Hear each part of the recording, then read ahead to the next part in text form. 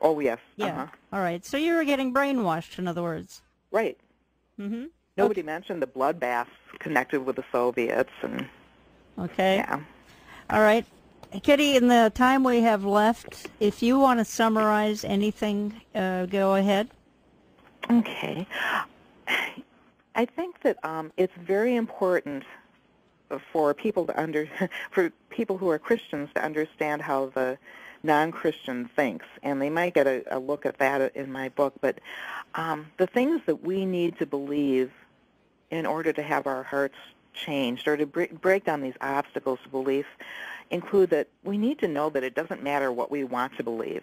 What matters is what's true. Mm-hmm. We need to understand that we can know with certainty where we came from, what we're doing here, and where we're going. We can know the answers to that. It's not just your opinion. And that all of this information is in the Bible, which is demonstrably the inspired and inerrant Word of God. And maybe finally, what matters in this life is Jesus.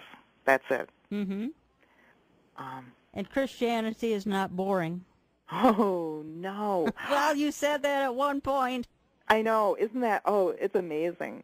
I used to read everything I could about gardening and then about football, and I showed horses for 10 years back in there, and in each case I got bored with it eventually. Mm-hmm. I knew all I wanted to know about these things, and that certainly is not the case with biblical Christianity. Mm-hmm. It's endless.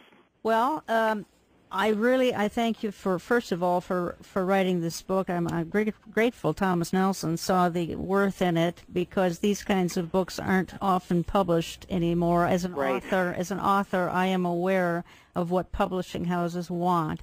They don't want this kind of a book, I can almost guarantee you. So this with the real gospel in it. Yeah, with the real gospel in it, with a plan of salvation in it. They are hard to find in a Christian bookstore today. Mm-hmm. And again, it's Heaven Without Her, a desperate daughter's search for the heart of her mother's faith. And so I believe this is a God thing that happened to you, Kitty. Mm-hmm.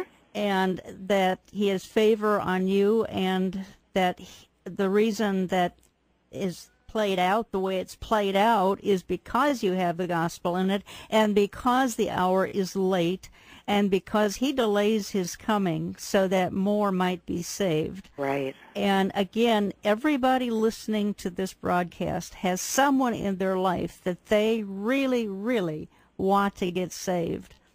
And I know it. In my own case, it was my father, who came from an Orthodox Jewish background.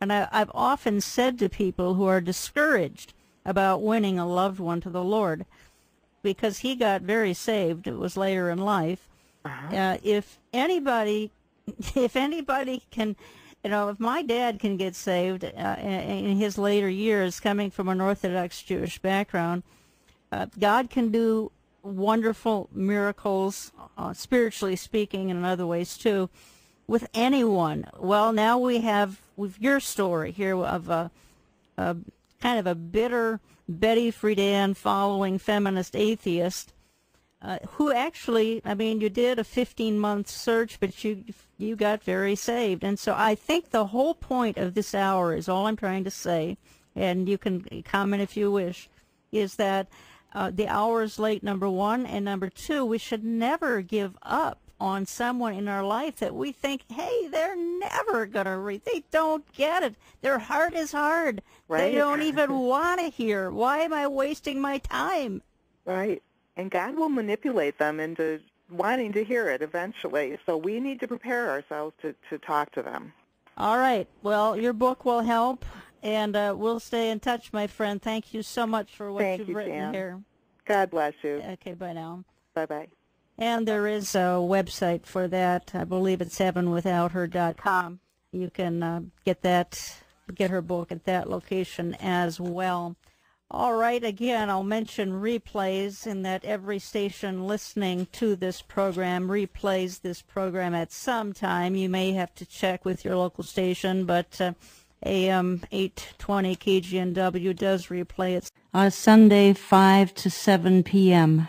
And my home station, AM 980 KKMS, replays both hours, Sunday 12 noon to 2 p.m. And let's see, you can always go late Sunday to my radio archives, olivetreeviews.org. That's views as in viewpoint, olivetreeviews.org, and you can get both hours posted there.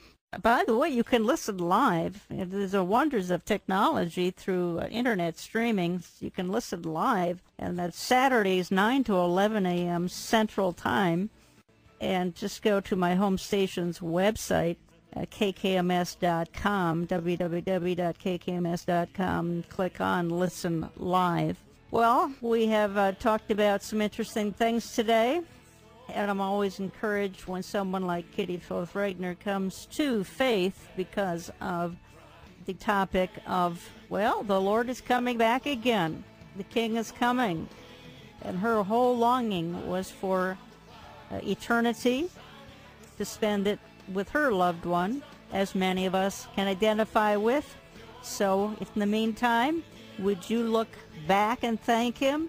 Would you look ahead and trust him? Would you look around and serve him? And don't forget to look up and expect him, because Jesus is coming again sooner rather than later. We'll talk to you next time. And these are the days of Ezekiel, the dry bones becoming as flesh.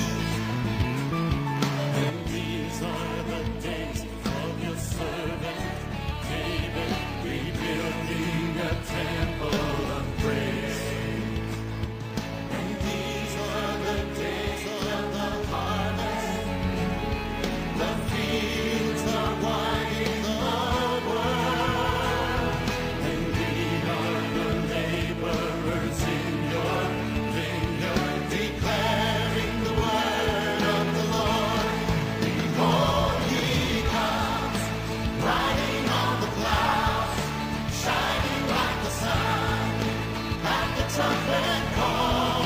So lift your voice in the ear unto believe, out of Zion's hill salvation.